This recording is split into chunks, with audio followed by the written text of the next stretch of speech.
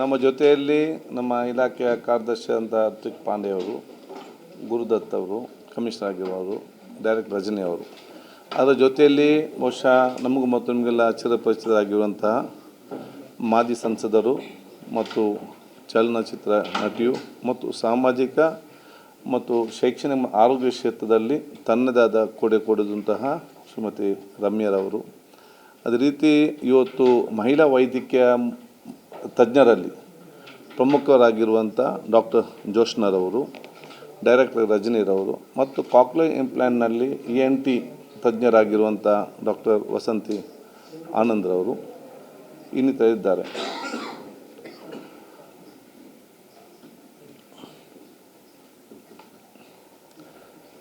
ಕರ್ನಾಟಕ ಸರ್ಕಾರ ಅತಿ ಶೀಘ್ರದಲ್ಲಿ ಮಹಿಳೆಯರಿಗೆ ವಿಶೇಷವಾದ ಆರೋಗ್ಯ ಯೋಜನೆ ತರಲಿಕ್ಕೆ ನಾವು ಇವತ್ತು ಇಚ್ಛಿಸಿದ್ದೇವೆ. ಈಗ ನಮ್ಮ ಹತ್ರ ಹೆಲ್ತ್ ಪಾಲಿಸಿ ಅಂತ ಇದೆ. ಅದು ನಮ್ಮಲ್ಲಿ ಇಡೀ ನಮ್ಮ ರಾಜ್ಯ ಅಂತಲ್ಲ, ದೇಶದಲ್ಲಿಯೂ ಕೂಡ ವುಮನ್ ಹೆಲ್ತ್ ಪಾಲಿಸಿ ಅಂತೇಳಿ ಸಪ್ರೇಟಾಗಿ ಇಲ್ಲ. ಅದಕ್ಕಾಗಿ ಮಹಿಳೆಯರಿಗೆ ಸಂಬಂಧಪಟ್ಟಾಗೆ ಎಲ್ಲ ಆರೋಗ್ಯ ಕಾರ್ಯಕ್ರಮಗಳು ಕೂಡ ಅದು ಬಹುಶಃ ಈ ಹೆಲ್ತ್ ಪಾಲಿಸಿ ಬಂದ ಕಾರಣ ಮಹಿಳೆಯರಿಗೆ ಸಿಕ್ಕುವಂಥ ಆದ್ಯತೆ ಸ್ವಲ್ಪ ಕಡಿಮೆ ಆಗ್ತಾ ಇವತ್ತು ಬರ್ತದೆ. ಇದನ್ನೆಲ್ಲ ನಾವು ಮೈಗೂಡಿಸಿಕೊಂಡು ಚರ್ಚೆ ಮಾಡಿ ನಾವು ಮುಂದಿನ ದಿನಗಳಲ್ಲಿ ಕರ್ನಾಟಕ ರಾಜ್ಯದ ಬಹುಶಃ ದೇಶದಲ್ಲಿ ಪ್ರಪ್ರಥಮವಾಗಿ ವುಮನ್ ಹೆಲ್ತ್ ಪಾಲಿಸಿ ಎಂಬ ಒಂದು ಪಾಲಿಸಿಯನ್ನು ತರಲಿಕ್ಕೆ ನಾವು ಇಚ್ಛಿಸಿದ್ದೇವೆ. ಇದರಲ್ಲಿ ಮೊದಲ ಆದ್ಯತೆಯಲ್ಲೇ ನಮಗೆ ನಮ್ಮ ರಮ್ಯರವರು ಮತ್ತು ಡಾಕ್ಟರ್ ಜೋಷ್ನರವರು ಅವರ ಒಂದು ವಿಶೇಷವಾದ ಆಸಕ್ತಿ ಮತ್ತು ಮಹಿಳಾ ಸಮಾಜದಂಥ ಒಂದು ಕಾಳಜಿ ಮತ್ತು ನಮಗೆ ಕೊಟ್ಟಂಥ ಸಲಹೆ ಪ್ರಕಾರ ಭವಿಷ್ಯದ ದಿನಗಳಲ್ಲಿ ಋತುತಾರೆ ಎಂಬ ಯೋಜನೆಯನ್ನು ನಾವು ಮಹಿಳೆಯರಿಗೆ ಇವತ್ತು ತರಲಿಕ್ಕೆ ಇಚ್ಛಿಸಿದ್ದೇವೆ. ಋತುಬಂಧ ಬಟ್ ಋತುತಾರೆ ಅಂತ ಇದಕ್ಕೆ ನಾವು ಕೊಡುವಂಥದ್ದು. ಇದು ಮೆನೋಪಾಸ್ಗೆ ಸಂಬಂಧಪಟ್ಟಾಗೆ ಇವತ್ತು ಡಾಕ್ಟರ್ಗಳ ಸಲಹೆ ಮತ್ತು ಅವರ ಒಂದು ಮಾಹಿತಿಯ ಪ್ರಕಾರ ಭಾಳಷ್ಟು ನಮ್ಮ ಸಹೋದರಿಯರು ಇವತ್ತು ಆ ಒಂದು ಕಾಲಘಟ್ಟದಲ್ಲಿ ಮಾನಸಿಕವಾಗಿ ಆರೋಗ್ಯವಾಗಿ ಭಾಳಷ್ಟು ಇವತ್ತು ತೊಂದರೆ ಒಳಪಡ್ತಾರೆ. ಅದು ಮನೆಯಲ್ಲಿದ್ದವರು ಇರ್ಬೋದು, ಹೊರಗೆ ಕೆಲಸ ಮಾಡೋರು ಇರ್ಬೋದು, ಅಥವಾ ಕೆಲವರು ಕಾಲೇಜ್ ಹೋಗೋ ಸ್ಟೂಡೆಂಟ್ಸ್ ಕೂಡ ಸೀನಿಯರ್ ಆಗಿರ್ಬೋದು. ಆ ಒಂದು ಸಂದರ್ಭದಲ್ಲಿ ಅವರನ್ನು ಗುರುತಿಸಿಕೊಂಡು ಅವರಿಗೆ ಬೇಕಾಗುವಂಥ ಜನಜಾಗೃತಿ ಕಾರ್ಯಕ್ರಮ ಇವತ್ತು ಹಮ್ಮಿಕೊಳ್ಳುವಂಥದ್ದು. ಜನಜಾಗೃತಿ ಕಾರ್ಯಕ್ರಮ ಹಮ್ಮಿಕೊಳ್ಳುವ ಜೊತೆಯಲ್ಲಿ ಬಹುಶಃ ಅವರಿಗೆ ಕೆಲವೊಂದು ಮಾಹಿತಿ ಕೊಡುವಂಥದ್ದು.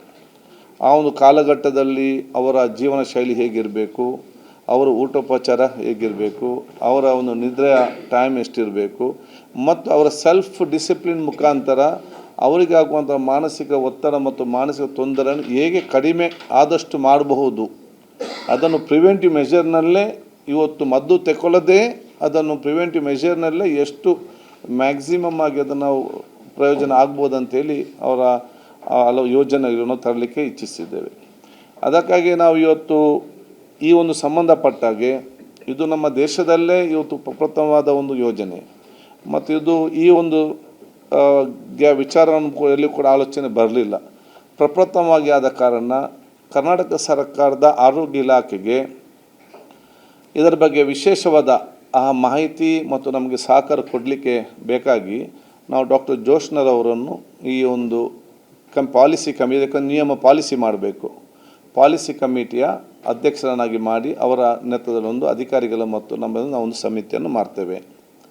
ಅದೇ ರೀತಿ ಜನರಿಗೆ ಜನಜಾಗೃತಿ ಮತ್ತು ಪ್ರಿವೆಂಟಿವ್ ಮೆಷರ್ಸ್ ಮತ್ತು ಜನರನ್ನು ಒಂದು ವಿಶ್ವಾಸಕ್ಕೊಳಪಟ್ಟು ಅವರು ಬಹುಶಃ ನಮ್ಮ ಸರ್ಕಾರದ ಕಾರ್ಯಕ್ರಮವನ್ನು ಅವರಲ್ಲಿ ಮೈಗೂಡಿಸಿಕೊಂಡು ಸ್ವಯಂ ಪ್ರೇರಿತವಾಗಿ ಹೋಗಲಿಕ್ಕೆ ಬಹುಶಃ ಇದಕ್ಕೆ ನಾನು ಭಾಳ ಸಂತೋಷದಿಂದ ನಮ್ಮ ಚಲನಚಿತ್ರ ನಟಿಯವರು, ಮಾಜಿ ಸಂಸದರು, ಮಹಿಳೆಯರ ಬಗ್ಗೆ ಹಲವಾರು ಯೋಜನೆಯಲ್ಲಿ ಕಾಳಜಿ ವಹಿಸಿಕೊಂಡು ಕಾರ್ಯನಿರ್ವಹಿಸುವಂಥ ರಮ್ಯರವರು ಇವತ್ತು ಅದಕ್ಕೆ ನಮ್ಮ ಬ್ರ್ಯಾಂಡ್ ಅಂಬಾಸಿಡರ್ ಆಗಿ ಇವತ್ತು ತನ್ನ ಕಾರ್ಯವನ್ನು ಇವತ್ತು ನಿರ್ವಹಿಸಿದ್ದಾರೆ. ನಾನು ಹೇಳಿದ್ದವರಿಗೆ ನಾವು ಹೇಳಿದ್ರೆ ಏನು ಕೇಳುವುದಿಲ್ಲ, ನೀವು ಹೇಳಿದ್ರೆಲ್ಲ ಕೇಳೋರು ತುಂಬ ಜನ ಇರ್ತಾರೆ. ಅದಕ್ಕೆ ಅವರು ಚೈಲ್ಡ್ ಆ್ಯಂಡ್ ವುಮನ್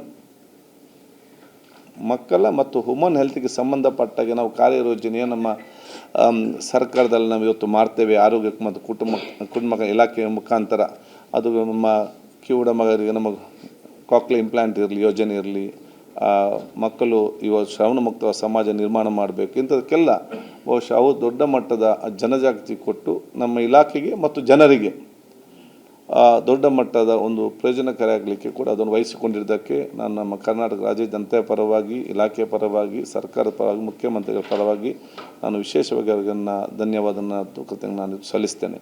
ಮುಂದಿನ ದಿನಗಳಲ್ಲಿ ಬಹುಶಃ ಇವತ್ತು ಈ ಒಂದು ಯೋಜನೆ ಸಂಬಂಧಪಟ್ಟಂಥ ತಜ್ಞರು ಯಾರಿದ್ದಾರಾ ಮತ್ತು ಸಾಮಾಜಿಕವಾದ ಕಳಕಳಿ ಚಿಂತನೆ ಕೆಲಸ ಮಾಡುವಂಥ ರಮ್ಯರುವಂಥ ಯಾರಿದ್ದಾರೆ ಅವರೆಲ್ಲ ಮೈಗೂಡಿಸಿಕೊಂಡು ಸರ್ಕಾರ ಅವರಿಗೆ ಸಂಪೂರ್ಣವಾದ ಸಹಕಾರ ಕೊಟ್ಟು ಸಮಾಜಕ್ಕೆ ಮತ್ತು ಸಮಾಜದ ಮಹಿಳೆಯರಿಗೆ ಪೂರಕವಾಗುವಂಥ ಯೋಜನೆ ಕೆಲಸ ಮಾಡಲಿಕ್ಕೆ ನಮ್ಮ ಆರೋಗ್ಯ ಇಲಾಖೆ ನಾವು ಒಂದು ಹೆಜ್ಜೆ ಮುಂದೆ ಇಟ್ಟು ನಾನು ಮಂತ್ರಿಯಾಗಿ ನಮ್ಮ ಇಲಾಖೆ ಅಧಿಕಾರಿಗಳೆಲ್ಲರೂ ಕೂಡ ಸಂಪೂರ್ಣವಾದ ಸಹಕಾರ ನಾವು ಕೊಡ್ತೇವೆ ಅಂತ ಹೇಳಲಿಕ್ಕೆ ನಾನು ಇವತ್ತು ಬಯಸ್ತೇನೆ.